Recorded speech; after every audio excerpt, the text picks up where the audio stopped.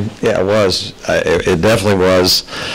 If they were all that fun, I'd want to coach forever. You know, if every game was like that, I think I would, gosh, really, really, really proud of our guys. I thought it was just an incredible effort.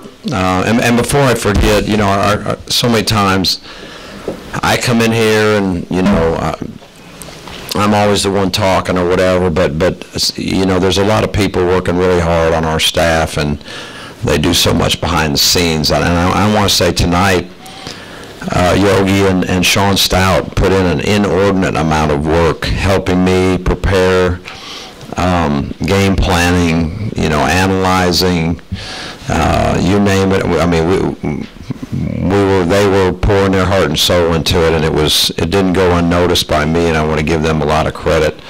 They lived it, slept it, ate it, and breathed it for several days. We obviously wanted this game very badly. We felt like it was important for a lot of reasons, and I want to give them a lot of credit. But yeah, it was you know, when you play ranked teams there, they just by definition they're big games, and so it was very important to us.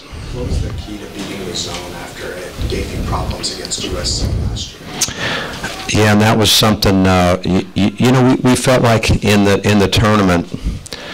And again, I never watched the film after. I just can't watch the painful ones. I've still got games from years ago. I'm never going to turn them on.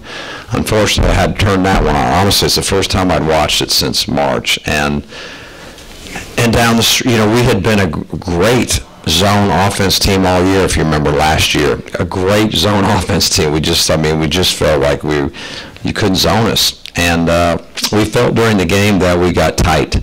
And we, you know, as it went down, we tightened up and didn't make the key passes we needed to. That's what we felt. And then I watched the film, and I don't know if I really felt that as much. And so we made quite a few adjustments in feeling like the things that you know had worked for us all year didn't really work that well in that game. And part of it is, you know, when you play your first NCAA game ever, it's disconcerting now. I lived it, and then you get used to it and it's comfortable. So we were uncomfortable, but we also maybe, you know, looking back, there were some things we could have done, and that's what helped us here. So we tried to do that. And early in the game, they did a good job with soft press.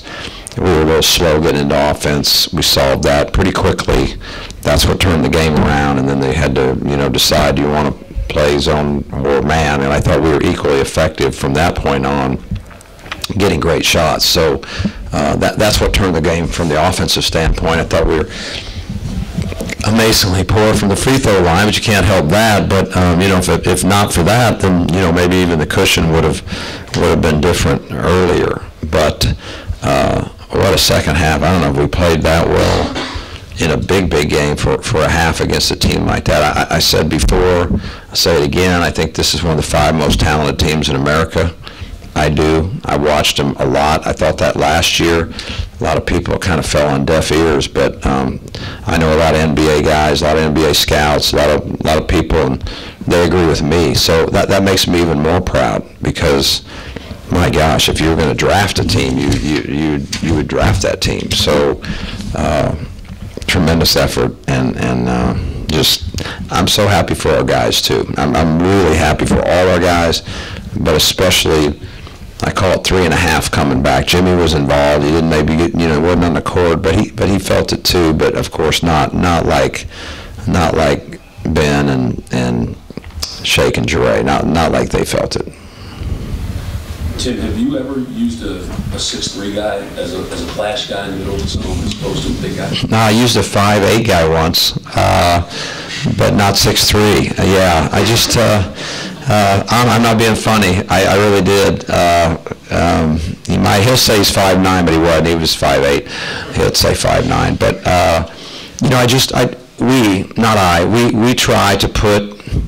This is one of the really fun parts of coaching to me, is to analyze all the time and figure out how to put people in the right places to accentuate their strengths, and how to get them out of places that make them look like they have weaknesses. The my college coach taught me that.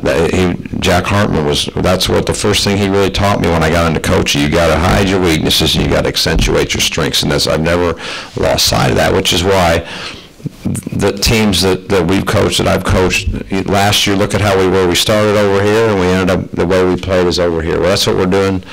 That's what we're doing now. We're already starting to do a number of different things than we did at the beginning, and we're turning the boat. And that's part of the real fun for me.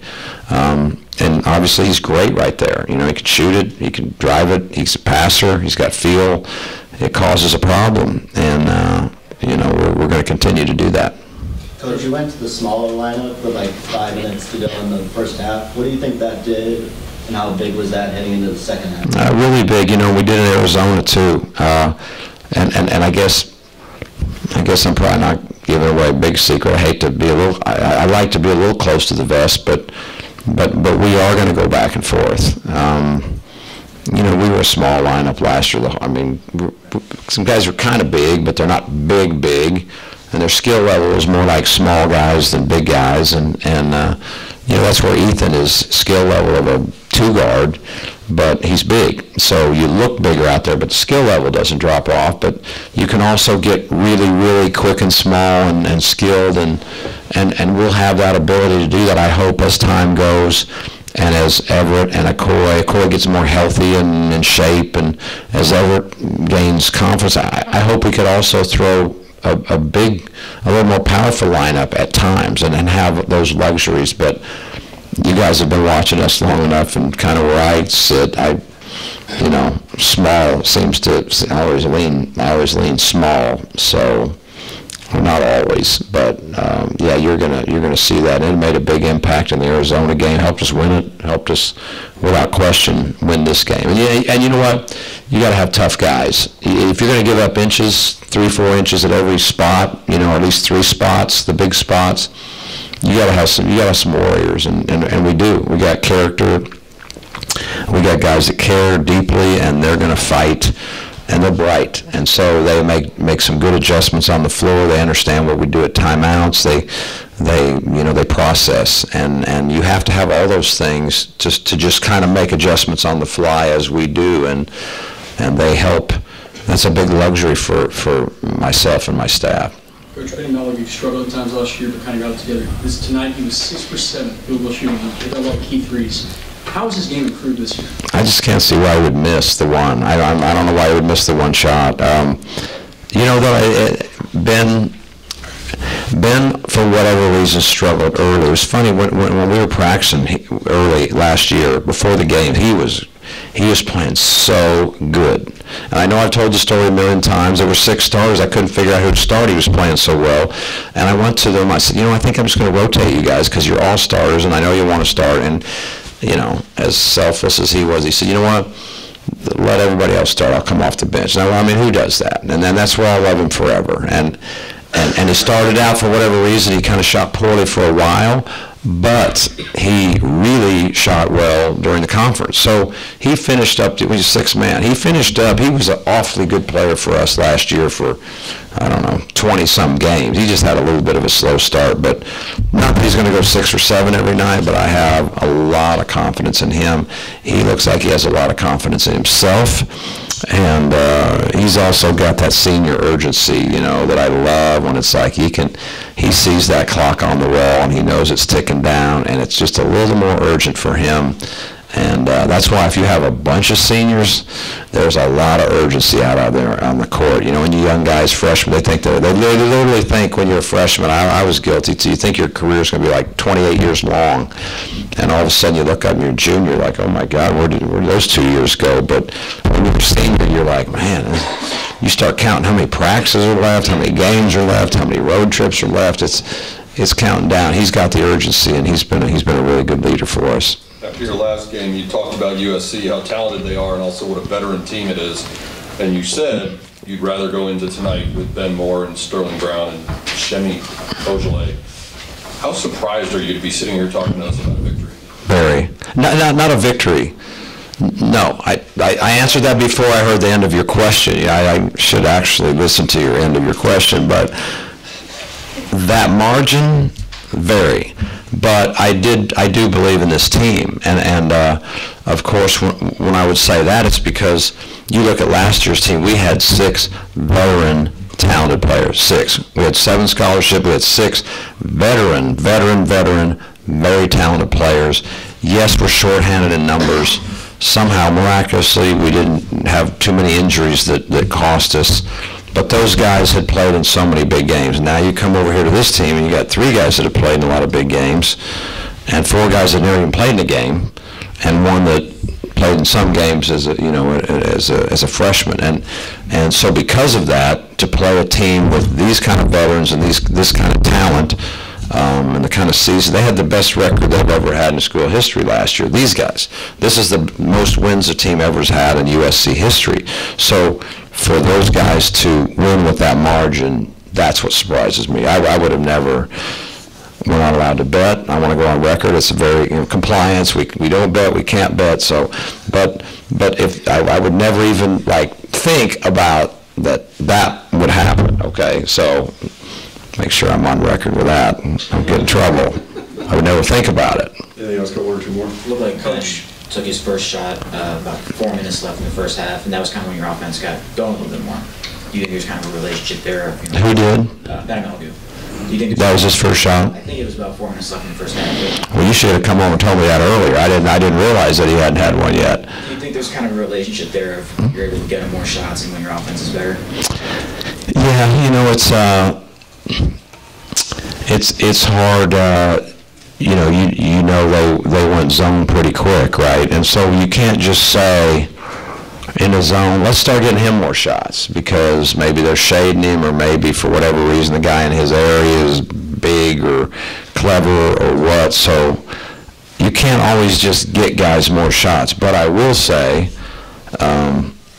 with the weapon that he's been for us all year, I hope he gets more shots. But I don't want to force that issue either. Sometimes if you just call a play for a guy and it's about half there, and guys will just jack up a shot because they think it's their play. I'm leery of that. He wouldn't do it, but what I'm most concerned is what it looks like in the end. And you got 16 assists and 27 baskets. We shoot 50% from the field and 50 from 3. That's what I don't really mind who shoots the most. If you're doing that, you're going to win a lot of games. In the second half, we hold them to 36% field goal, 14 from 3. You're going to win all your games when you, or all but one maybe, when you do that. Coach, you had probably the best seat in the house when SMU upset 7th-ranked Cincinnati in 2014. That team was kind of relatively unknown at the time, as is this one kind of is now. What do you think a win like this early in the season does for your national perception? Well, I hope that the combination of the Arizona game and this one says a lot. And now I'm the biggest fan in the world of Arizona and Southern Cal, of course, but I can't imagine this does not help us a great deal. But I also know that we have been nationally relevant now for a while, and so we want to continue to do that. I don't think we're surprising anyone anymore. We get A games now. 4 years ago we got a lot of B games and C games. They didn't get it, but things have changed now over time, and we're getting A games. We get everybody's A game, which I love. But how can this not help us? And we want to be in these kind of games, and we want to be recognized nationally. And I guess biggest part of that, our guys are hungry for this. I mean, that this is who they think they are, and I want them to think this is who they are. I think that's so important. All right. Thank you. Thank you, guys. Thank you. Congratulations. Thank you.